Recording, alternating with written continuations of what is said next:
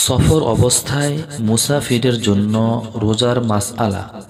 মুসাফিরের জন্য সফর অবস্থায় রোজা না রাখার সুযোগ রয়েছে এবং পরবর্তী সময়ে শুধু কাজা করা আবশ্যক হবে।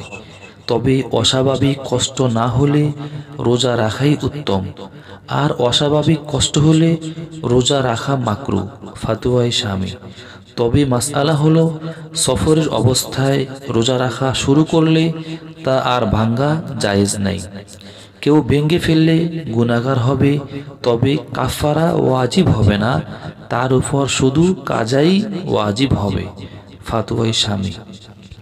মুসাফির সফরের কারণে রোজা রাখেনি, কিন্তু দিন শেষ হওয়ার আগেই মুকিম হয়ে গেলে তাহলে দিনের অবশিষ্ট সময় রমজানের মর্যাদা রক্ষার্থে পানাহার থেকে বিরত থাকা ওয়াজিব। তবে পরবর্তী সময় অবশ্যই এ রোজার কাজা করতে হবে।